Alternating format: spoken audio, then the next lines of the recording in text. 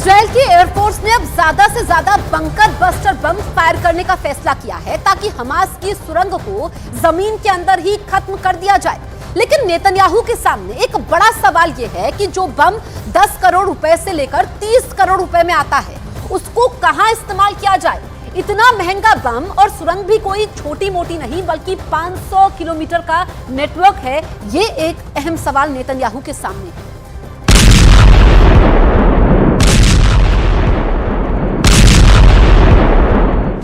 Hamas की सुरंग का नेटवर्क कहां तक फैला हुआ है, इसके बारे में इजराइल की खुफिया एजेंसी मोसाद तो पहले ही पूरी तरह फेल साबित हो चुकी है। वैसे हमास की सुरंगों के नेटवर्क को खत्म करने के लिए इजराइल की एयरफोर्स 3 तरह के बम इस्तेमाल कर सकती है और नेतन्याहू के ऑर्डर पर यह कोशिश लगातार कर भी रही है। इजराइल हमास की जंग दिन बर दिन और ज्यादा भीषण होती चल रही है। 2 हफ्ते से भी ज्यादा का वक्त इस जंग को अब तक बीत चुका है। हमास पूरी तैयारी के साथ इजराइल पर उसने चढ़ाई की, लेकिन इजराइल के पास भी पूरी तैयारी थी। इजराइल के पास 3 तरह के बड़े बम हैं जिनका जिक्र हम यहां पर करेंगे और आपको समझाएंगे कि आखिर ये बम कितने शक्तिशाली है। सबसे पहले आपको दिखाते हैं इजराइल का GBU-28 बंकर बस्टर बम।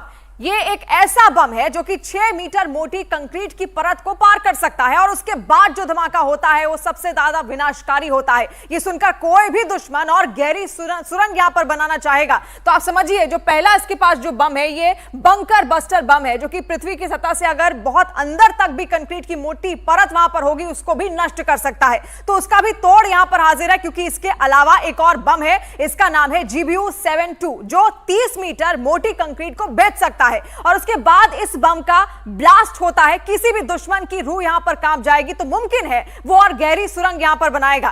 तो इसका जवाब भी यहां पर है। और क्योंकि तीसरा बम सबसे ज्यादा खतरनाक है और इससे कोई भी नहीं बच पाएगा, यह बम है GBU-57। यह सबसे ज्यादा ताकतवर बम है जो 60 मीटर की सतह को भेदने के बाद तबाही मचा सकता है, यानी कि जमीन के 60 मीटर गहराई में छुपना भी मौत से यहां पर नहीं बच पाएगा। तो ये 3 बड़े बम का जिक्र हमने यहां पर किया जो इस वक्त इजराइल के पास मौजूद है, जिसकी वजह से हमास सीधे तौर पर कभी भी हमला नहीं करता है इजराइल पर। और ऐसे में देखिए कितने ज्यादा शक्तिशाली ये बम है, बंकर बस्टर बम इनको कहा जाता है। इन 3 बमों का जिक्र हमने यहां पर किया।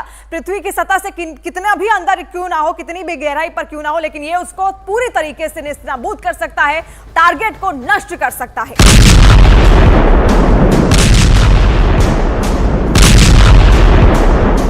ये बम जिस गहराई में जाकर फटते हैं वहां कुछ भी नहीं बचता।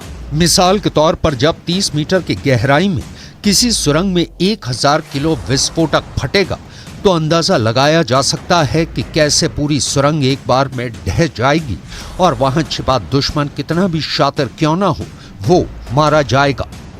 लेकिन इजराइल के लिए सब कुछ इतना आसान नहीं रहने वाला।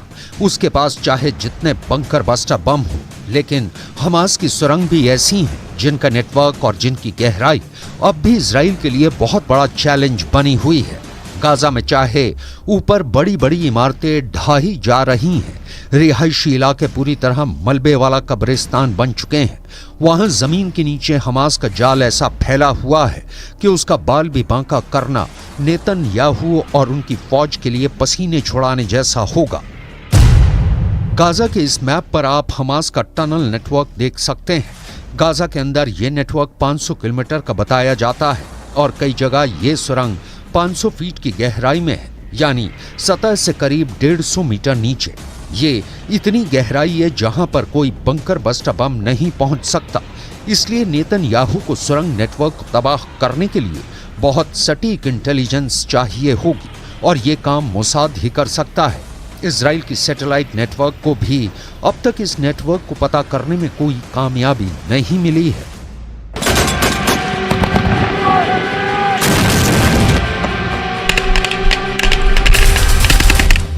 फिलहाल इजराइल के सामने गाजा के अंदर हमास सबसे बड़ा दुश्मन है, तो गाजा के बाहर हिजबुल्लाह ताक लगाए बैठा है कि कब इजराइल पर हमला किया जाए।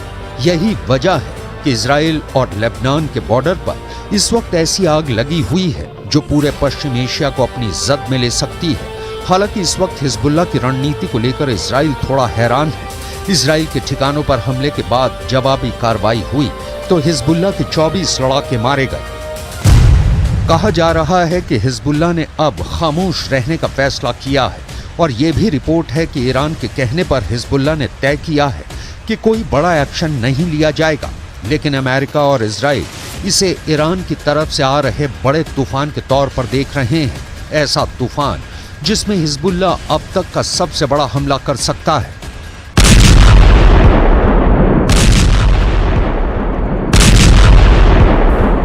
इससे पहले हिजबुल्लाह कई वीडियो जारी कर चुका है जिसमें यह मैसेज दिया गया है कि उसका अटैक ऐसा होगा जो इजराइल रोक नहीं पाएगा।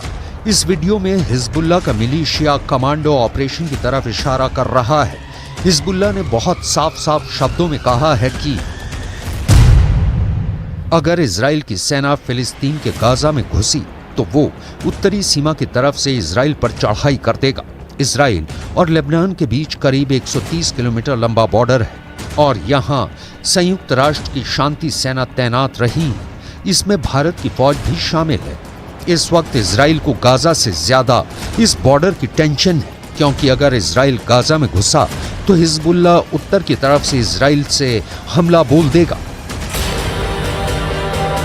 एक हफ्ता बहुत खूनी बीता, लेकिन अब जैसे इजराइल और लेबनान का बॉर्डर ठंडा नजर आ रहा है, क्या ये वाकई बड़े तूफान से पहले की बड़ी खामोशी है? अगले 2 दिन इस युद्ध में बहुत अहम होने जा रहे हैं, क्योंकि गाजा में 5000 मौतों के बाद गुस्सा तो पूरे पश्चिम एशिया में भड़क चुका है।